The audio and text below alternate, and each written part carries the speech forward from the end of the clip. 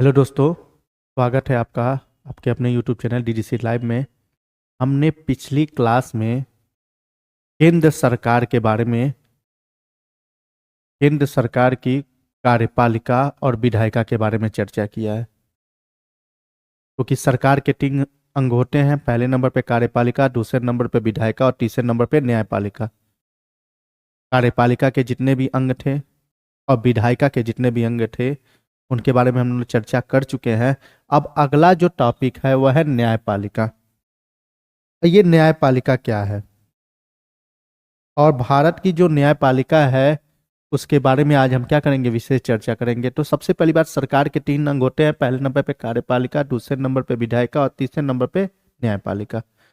न्यायपालिका की जो सबसे महत्वपूर्ण भूमिका ये है, या न्यायपालिका का जो सबसे महत्वपूर्ण काम ये है न्याय देना। अब ये न्याय कैसे दिया जाता है, तो सबसे पहली बात न्यायपालिका के अंग को समझते हैं। तो न्यायपालिका के तीन महत्वपूर्ण अंग हैं संविधान के अनुसार। यदि आप भारत के संविधान को देखेंगे तो भारत के संविधान के अनुसार न्यायपालिका के तीन अंग हैं। पहले नंबर पे उच्चतम न्यायालय, जिसे हम सुप्रीम कोर्ट कहते हैं, माननीय उच्चतम न्यायालय। दूसरे नंबर पे है उच्च न्यायालय और तीसरे नंबर पे है जिला व सत्र न्यायालय। मतलब यदि आप न्यायपालिका को समझना चाहते हैं तो पिरामिड के माध्यम से समझ सकते हैं। और पिरामिड के माध्यम से तीन महत्वपूर्ण अंग है, उच्चतम न्यायालय, उच्च न्यायालय और जिला व सत्र न्यायालय। और तीनों न्यायालय का जो सबसे महत्वपूर्ण कार्य है कि भारत के नागरिक या नागरिकों को क्या देना, न्याय देना। क्योंकि न्यायपालिका को न्याय का मंदिर माना जाता है, न्याय का मंदिर माना जाता है। और हम केंद्र सरकार के बारे में पढ़ रहे हैं, तो केंद्र सरकार में या केंद्र सरकार की जो सबसे महत्वपूर्ण न्यायपालिका है उस न्यायपालिका का नाम क्या है, सुप्रीम कोर्ट, जिसे हम क्या कहते हैं, सर्वोच्च न्यायालय भी कहते हैं। यदि आजादी से पहले की बात की जाए तो आजादी से पहले इसी सर्वोच्च न्यायालय को हम संघीय न्यायालय के रूप में जानते थे। और संघीय न्यायालय का गठन दिल्ली में कब किया गया था, तो संघीय न्यायालय का गठन दिल्ली में 1 अक्टूबर 1937 को किया गया था। जब तक भारत गणराज्य घोषित नहीं हुआ तब तक हमारे यहाँ जो न्यायालय स्थापित थी उस न्यायालय का नाम क्या था, संघीय न्यायालय। लेकिन जब 26 जनवरी 1950 को भारत को पूर्ण गणराज्य घोषित किया गया और भारत एक क्या बन गया, गणतंत्र देश बन गया, तब उसके 2 दिन बाद भारत में एक न्यायालय की स्थापना की गई। और उसी न्यायालय को हम क्या कहते हैं वर्तमान समय में, सुप्रीम कोर्ट या सर्वोच्च न्यायालय कहते हैं। मतलब आजादी से पहले भारत में जो न्यायालय था, जो सबसे बड़ी न्यायालय थी, उसे हम संघीय न्यायालय कह के पुकारते थे। और उस संघीय न्यायालय का जो निर्माण किया गया था वो किया गया था 1 अक्टूबर 1937 को। और जब तक भारत गणराज्य नहीं हुआ तब तक भारत में, या कह सकते हैं ब्रिटिश भारत में, संघीय न्यायालय क्या था, स्थापित था। लेकिन जब भारत गणराज्य घोषित हुआ तो 28 जनवरी 1950 को भारत में सबसे बड़ी अपीली न्यायालय सुप्रीम कोर्ट की क्या किया गया, गठन किया गया, या सुप्रीम कोर्ट का निर्माण किया गया। तो सबसे पहला जो सबसे महत्वपूर्ण प्रश्न बनता है सुप्रीम कोर्ट से कि सुप्रीम कोर्ट का गठन कब किया गया था, वो किया गया था 28 जनवरी 1950 को। और जब 28 जनवरी 1950 को सर्वोच्च न्यायालय, देश की सबसे बड़ी अपीली न्यायालय का जब गठन किया गया, तो ये गठन और ये निर्माण कहां पे किया गया, दिल्ली में। दिल्ली में जो सर्वोच्च न्यायालय की स्थापना की गई, उससे जो सबसे पहला और सबसे महत्वपूर्ण बात यह है कि देश की सबसे बड़ी अपीली न्यायालय है। अपीली न्यायालय का मतलब होता है यदि निचली अदालत के दिए गए फैसलों का यदि अपील करना है तो उसको लिए आपको क्या करना पड़ता है, ऊपरी अदालत में जाना पड़ता है। तो सबसे बड़ी जो ऊपरी अदालत है वो क्या है, सुप्रीम कोर्ट है। दूसरा जो सबसे बड़ी बात है सुप्रीम कोर्ट से कि सुप्रीम कोर्ट की जो सबसे महत्वपूर्ण अवधारणा है वह है न्यायिक पुनर्विलोकन।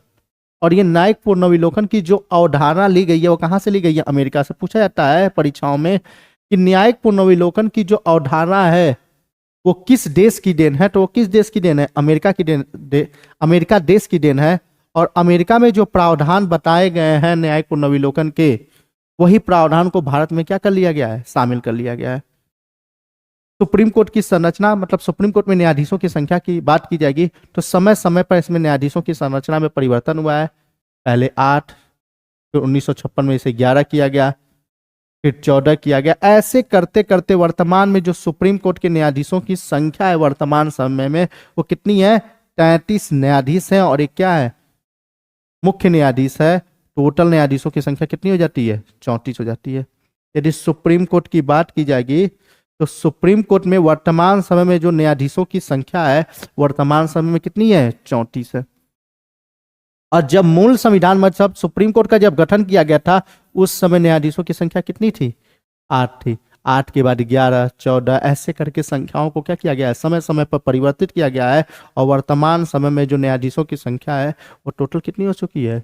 34, जिसमें 33 अन्य न्यायाधीश होते हैं और एक क्या होता है? मुख्य न्यायाधीश होते हैं। और टोटल की संख्या कितनी हो जाती है? 34 हो जाती है। सुप्रीम कोर्ट क्या है? देश की सबसे बड़ी अपीली न्यायालय है। तो सुप्रीम कोर्ट के महत्वपूर्ण कार्य हैं कि और उस मतलब उसको कुछ दायित्व दिए गए हैं, उसके कुछ कर्तव्य बताए गए हैं। तो सुप्रीम कोर्ट का जो सबसे पहला और सबसे महत्वपूर्ण दायित्व यह है कि मूल अधिकारों की क्या करना? रक्षा करना। सुप्रीम कोर्ट के कार्यों की बात की जाएगी क्योंकि परीक्षाओं में इलिस्ट्रेशन के माध्यम से पूछ देता है, कथन के माध्यम से पूछ देता है कि सुप्रीम कोर्ट के महत्वपूर्ण कार्य क्या है। तो सुप्रीम कोर्ट के जो महत्वपूर्ण कार्य हैं वो क्या है? मूल अधिकारों की रक्षा करना, जो सबसे पहला कार्य है। आपसे पूछेगा कि मूल अधिकारों की रक्षा कौन करता है? ऑप्शन देगा राष्ट्रपति, सर्वोच्च न्यायालय, उच्चतम न्यायालय, कोई और संस्था का नाम तो सर्वोच्च न्यायालय और उच्च न्यायालय दोनों को यह पावर दिया गया है, ये कर्तव्य दिए गए हैं कि वो मूल अधिकारों की क्या करेगा? रक्षा करेगा। जब आप आगे पढ़ेंगे तो अनुच्छेद 32 में बताया गया है कि सुप्रीम कोर्ट क्या करेगी? मूल अधिकारों को क्या करती है? रक्षा करती है। भारत का संविधान, संविधान का रक्षा करने का भी दायित्व किसको दिया गया है? संविधान की रक्षा करने का भी दायित्व किसको दिया गया है? सर्वोच्च न्यायालय को दिया गया, क्योंकि सर्वोच्च न्यायालय देश की सबसे बड़ी न्यायालय है, इसलिए उसको संविधान की रक्षा करना का, संविधान के बारे में यदि जहां पे भी संविधान मौन है, क्योंकि अगला जो पॉइंट है वो है संविधान की व्याख्या करना।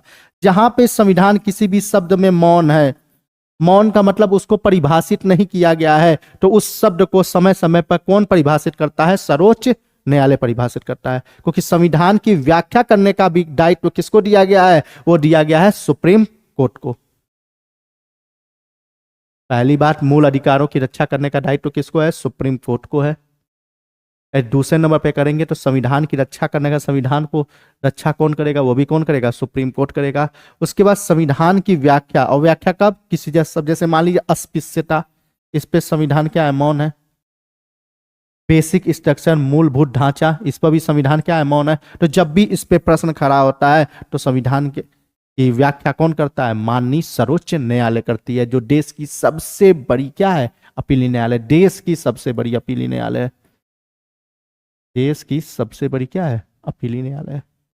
सबसे अंतिम नंबर पे यही जो बोला जा रहा है कि सबसे बड़ी अपीली न्यायालय कौन है? तो देश की सबसे बड़ी अपीली न्यायालय किसको माना जाता है? सर्वोच्च न्यायालय को। ये 4 महत्वपूर्ण तथ्य हैं। पहला, मूल अधिकारों की रक्षा। दूसरा, संविधान की रक्षा। संविधान की व्याख्या करना। सबसे बड़ी अपीली न्यायालय। इसको किसको कहा गया है? सर्वोच्च न्यायालय को कहा गया है।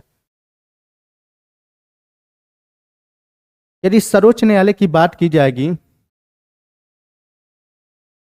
तो भारत के संविधान में अनुच्छेद 124 से सर्वोच्च न्यायालय के बारे में बताया गया है कि सर्वोच्च न्यायालय के न्यायाधीशों की नियुक्ति कैसे की जाएगी। उसके बाद उनका क्या नाम है, उनके कर्तव्य क्या है, साथ ही साथ उनके दायित्व क्या है, साथ ही साथ उनकी योग्यता क्या है। इन सब बातों के बारे में क्या किया गया है? चर्चा किया गया है अनुच्छेद 124 से। ये था आज सर्वोच्च न्यायालय के बारे में। फिर मिलते हैं हम एक नए टॉपिक के साथ। जय हिंद।